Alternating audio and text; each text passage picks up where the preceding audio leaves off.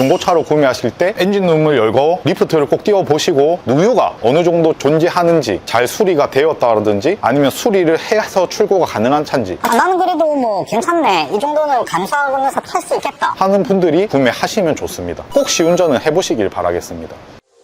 최대 1년 보증 자체 워런티, 수리 걱정 없는 차나두 점검센터, 출고 전 꼼꼼한 검수, 리프트 필수 점검, 다양한 정보까지 끝까지 책임지는 중고차는 차나두.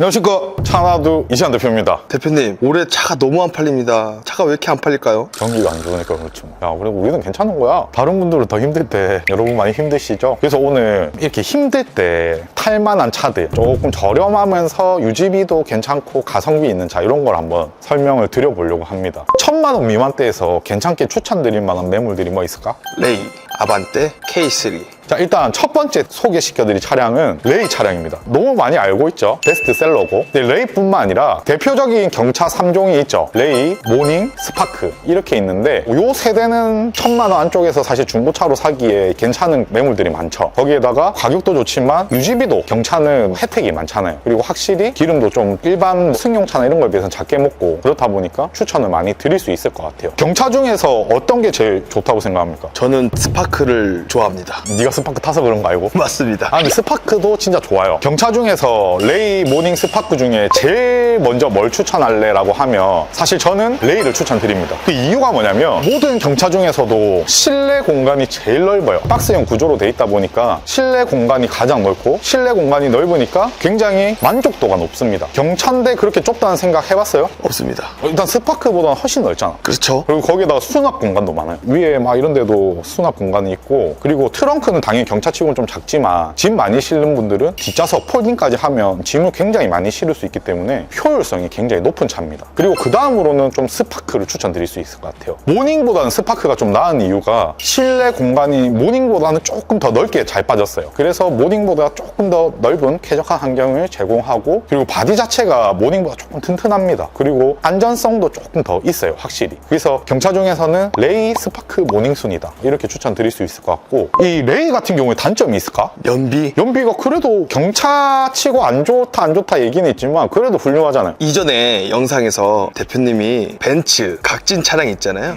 지바겐. 이것도 각진 차거든요.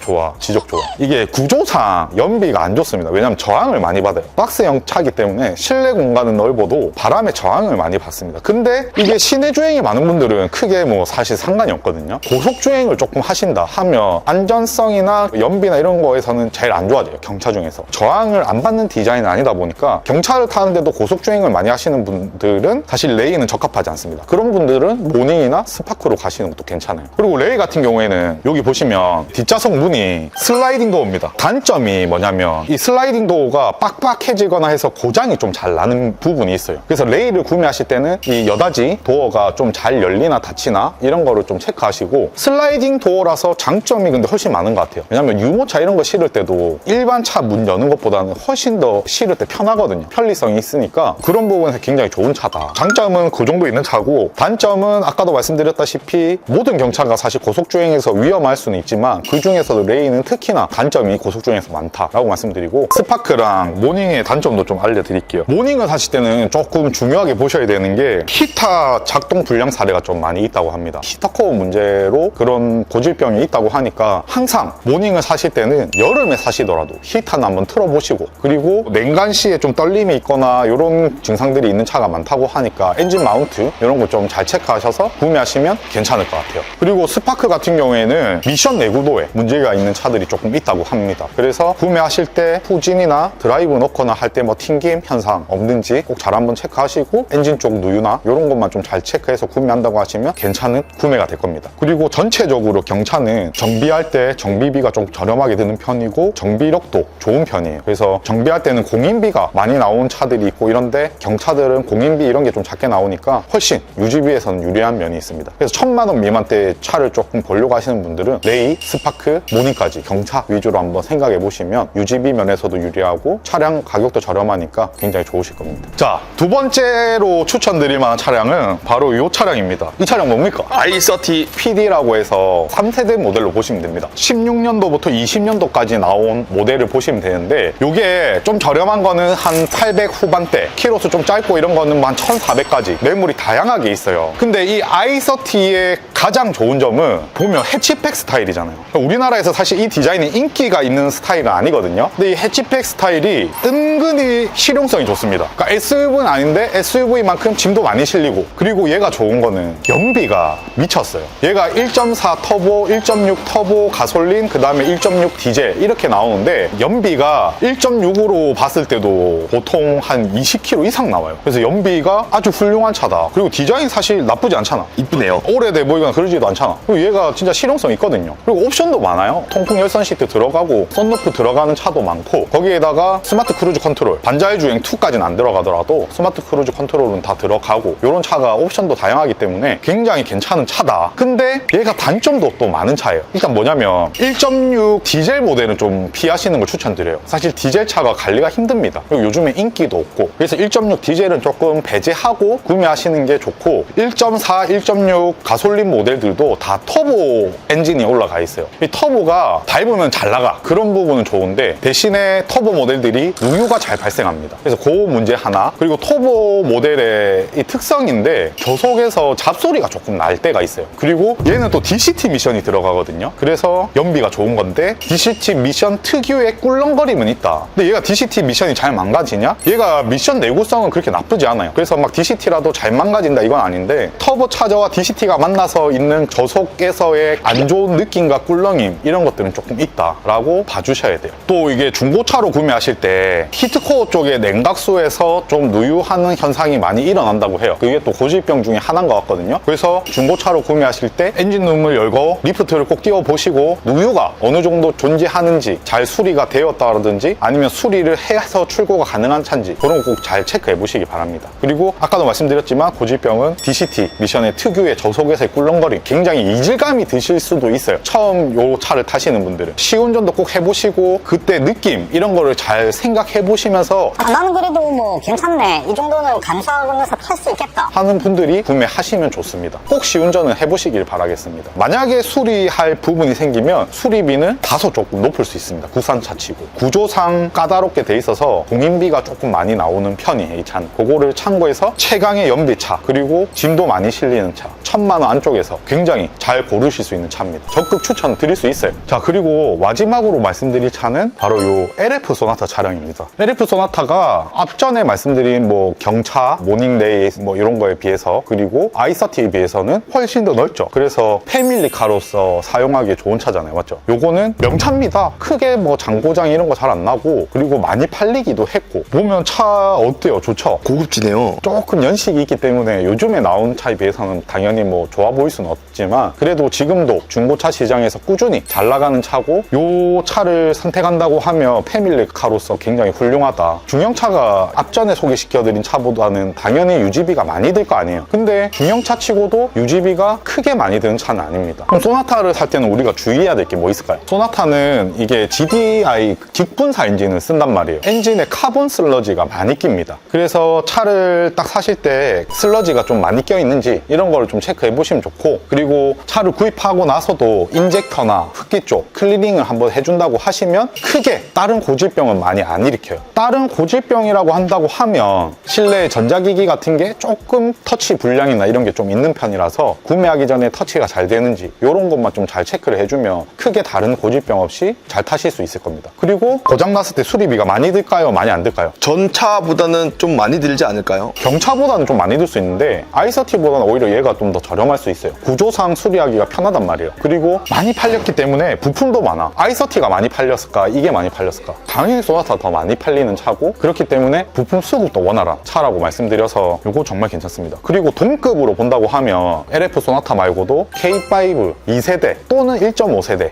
이렇게 한번 보시는 것도 좋고, 동급은 아니더라도 조금 더 위에 급은 뭐가 있을까요? 그랜저, K7. 근데 사실 그랜저는 가격대 1000만 원 안쪽에서 들어오려면 사실 HG를 봐야 되잖아요. 아무래도 연식도 오래됐고 키로수가 많단 말이에요. 크게 막 추천은 못 드릴 차다, 가성비로 따졌을 때. 사실 그 가격대에 사기엔 좋지. 근데 오늘 1000만 원대 안쪽에서 유지비도 좀 저렴한 거를 말씀드렸단 말이에요. 근데 그랜저나 이런 건 사실 대형으로 가잖아요. K7이나. 근데 대형으로 갈 때는 유지비는 많이 드는 게 사실이잖아요. 그래서 그것보다는 1000만 원대에서 패밀리카 차로는 LF 소나타 아니면 기아의 K5 2세대 또는 1.5세대 그렇게 추천드리고, 또 하나 추천드릴 만한 차가 있어, 동급으로. 르노 SM6. 사실 LF가 좋냐 SM6가 좋냐, 쟤는 또 삼성차고 그래도 현대 기아가 안 낫냐 뭐. 이런 얘기를 많이 하실 건데 장단점이 있는데, SM6로 넘어갔을 때 연식이 굉장히 좋아질 거예요. 그리고 기아랑 현대차보다는 확실히 키로수도 조금 더 짧을 겁니다. 그런 데서의 주는 장점이 굉장히 명확한 차고, SM6도 1000만 원 안쪽에서 살 수 있는 차가 많거든요. 단점은 승차감이 당연히 안 좋다. 토션비 서스펜션을 쓰기 때문에. 그래도 저 가격대에서 굉장히 훌륭하게 추천드릴 만한 차는 맞다라고 말씀드립니다. 오늘 이렇게 1000만 원대 안쪽에서 유지비 훌륭하고 가성비 좋고 고장도 잘 안 나는 그런 차를 한번 추천드려봤는데, 경기가 안 좋을 때는 이런 데서 좋은 차를 잘 산 다음에 세이브를 해야 되는 게 맞아요. 지금 같은 경기에서 사실 고가차 이런 거는 사기 힘들거든. 경제가 막 풀려가지고 내 월급도 올라가고 장사도 잘 되고 이러면은 조금 더 고가차를 타면 좋지. 근데 지금 같은 불경기 때는 가성비 있고 고장 잘 안 나고 연비도 훌륭하고 유지비 많이 안 들고 이런 차가 좋지 않나 싶습니다. 1000만 원대 안에서 중고차 사실 분들 잘 한번 골라보시기 바라겠습니다. 감사합니다. 찬호드였습니다.